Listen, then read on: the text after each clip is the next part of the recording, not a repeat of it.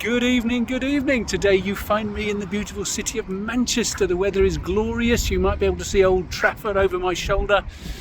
Tomorrow we're going to go on a half marathon. We're going to start in the town centre and we're going to run to the Etihad stadium, back here to Old Trafford and then back to the town centre. Today the weather is looking glorious, but tomorrow it's not so good.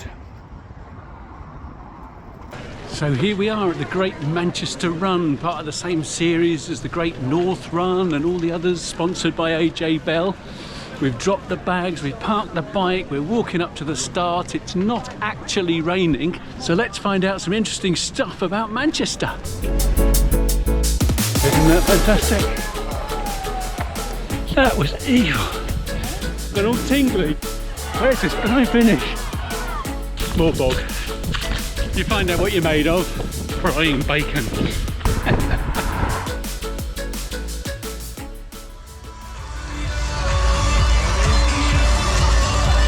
of history out there today. One of some 30,000 runners making your mark on the streets of Manchester as you take on your half marathon distance today. The AJ Bell Great Manchester Run is here and ready and waiting for you. What have you got today, runners? So as we went through the start, the rain just started, or it started to drizzle. Let's hope it pushes off. We've been very lucky so far. So the route, we've got a fairly downhill little bit now, and then it's 4 miles of basically uphill to the Etihad stadium before 4 miles basically back from the Etihad all the way to here. And then we go another 2.5 miles out to Old Trafford and then 2.5 miles back. Mostly flattish.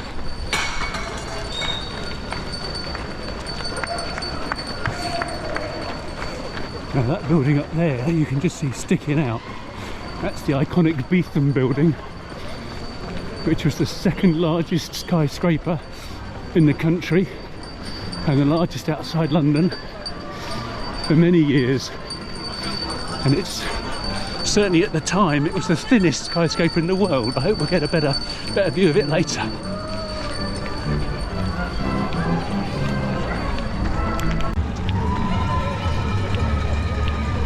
So the goal today is really just to get round. If I can be round in about 2:15, then I should be happy. So we're going a bit fast right now, but that's fine. And I shall settle down and hopefully stay between the 2:10 and the 2:20 paces.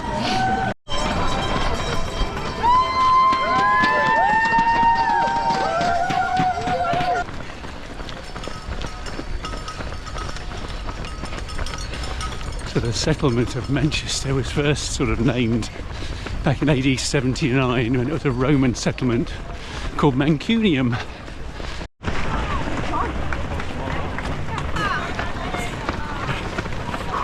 Here we are heading out on the A57 Mancunian Way, the country's second elevated motorway after Hammersmith flyover in London. Who knew? 1962 this was built.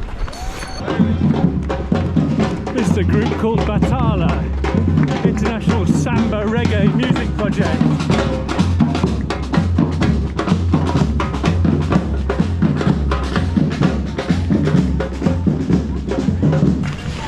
So Manchester stayed relatively small after Roman and Saxon times up until the mid 1700s, and then it really started to take off incredibly. Some called it the birthplace of the Industrial Revolution, and the growth in the manufacture and production of textiles is how it made its name. Man with a washing machine on his back, raising funds for Great Ormond Street.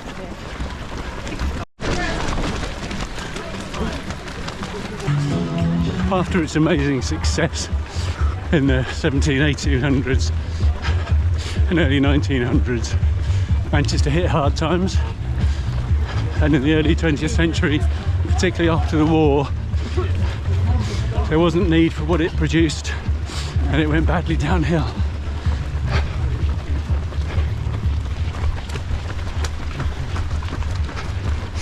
One of the things that really changed Manchester's fortunes were two big events.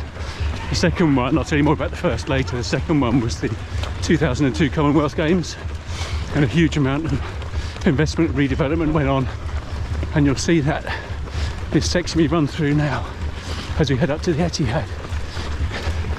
It's not just football here. I'll show you an aerial photo and point out all the different things that you can see. We've got a football academy, we've got Manchester City's practice pitch, we've got regional athletics arena, squash arena, the National Squash Centre, we've got a velodrome, and just up at the top we may catch a glimpse of the Co-op arena, ill-fated 20,000 seater stadium where Nicki Minaj didn't play last night. So there it is, the Etihad Stadium, Manchester City's ground. So completely non-partisan myself. You can't deny that Manchester City are a hell of a team, winners of the Premier League.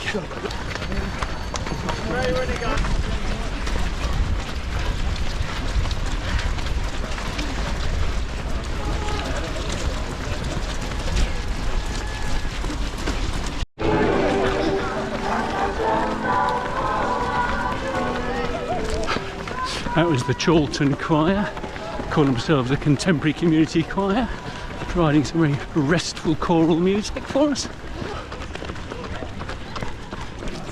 Well done.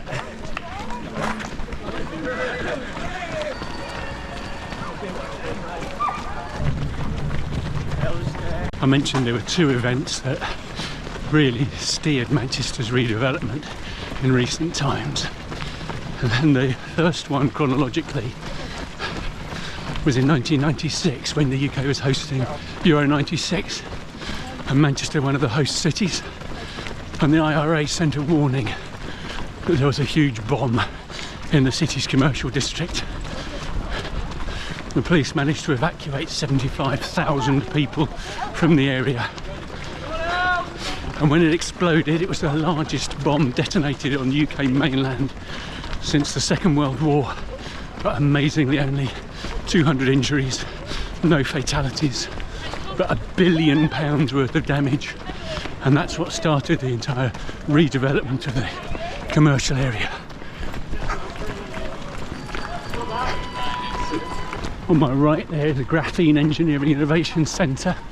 I think graphene might have been developed here, and if any of you are wearing modern running shoes, particularly the Innovate range, you'll probably find that the G on it stands for graphene. It is just an amazing molecule. I'll tell you more about it another time, perhaps. Not right now.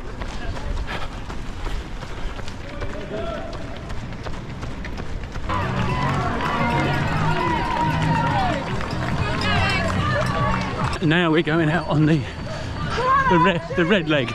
We're heading out to Old Trafford, home of Manchester United, and we're going to also have a look at Manchester's docks. More about that in a minute. Here we go. So this road is called Bridgewater Road because it runs over the top of a canal called the Bridgewater Canal. Bridgewater Canal was vital for bringing supplies into this area of the town. So it was the UK's first completely man-made canal, dug out from scratch, not following a river or anything. It was actually built in 1761. I found a map from 1924 which shows you where it runs and how it linked to the steel works and other places that needed the coal and so on. And it linked out to what became the Manchester Ship Canal. More about that when we get closer to Trafford. We're now entering the Trafford area.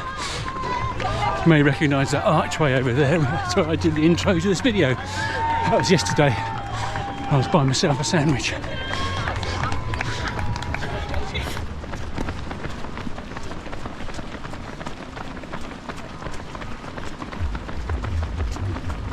Arguably the world's most supported football club. Not been quite so successful just lately. Although they did beat Manchester City in the FA Cup final last night. And this is the Dobbs Cross band from Dobbs Cross near Oldham.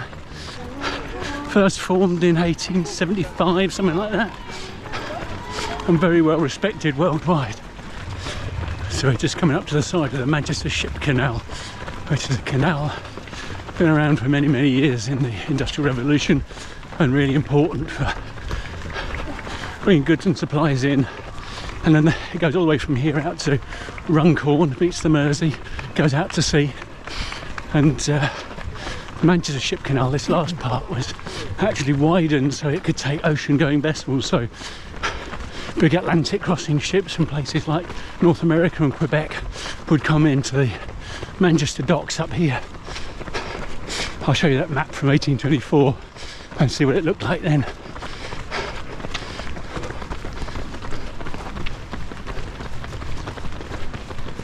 Metropolitan area of Manchester, which has about 500,000 people in it. It's really made up of Salford, Stratford, Manchester and others. And we're just coming up to what used to be Manchester Docks, which has now been redeveloped not into a sporting legacy like we saw at the Etihad, but into a more cultural one. And it's now known as Salford Quays. And you may recognise it as a place where BBC Breakfast and other shows are done now. We've got the ITV Studios Coronation Street Experience.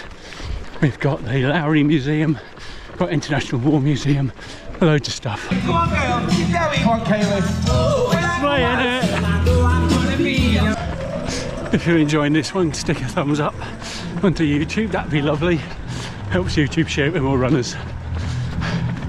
And if you like this kind of thing, then feel free to subscribe. My usual stuff is running trail runs around the country and finding out interesting stuff. So the next run is 2 weeks' time, Cheddar Gorge half marathon, 13 miles of trail runs with a section called Hell's Steps. Very different from this one. Reach for the moon, follow that rainbow. Those are the singing striders who specialise in singing at running events, often with running themed lyrics apparently.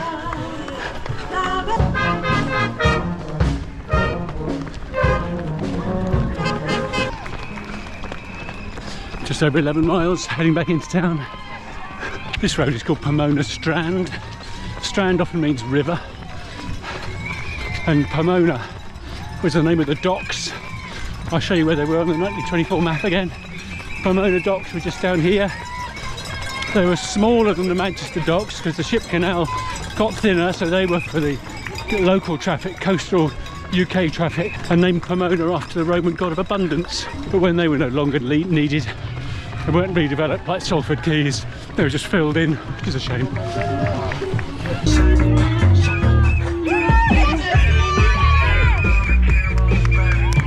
Last kilometre.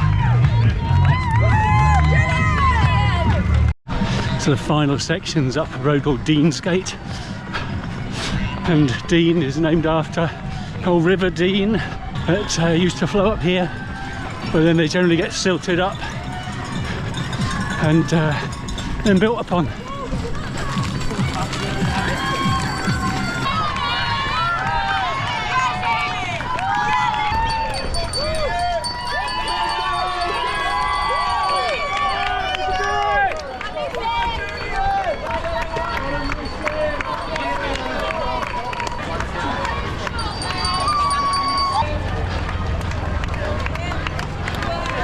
Last bit.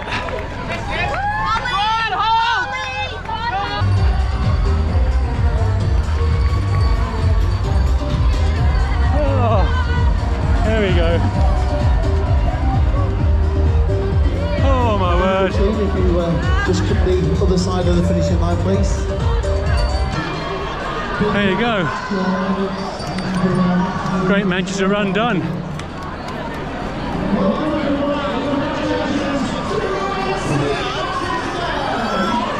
I opted not to have a t-shirt, have a tree planted instead, so I go through this one. Keep going, guys. Finishing lines here. Brilliant, thank you, fella. Oh my word. So, I wanted 2:15 or less. According to my watch, 2:14:48. Awesome. Right, let's see if we can head towards the village, get some dry clothes on before it rains.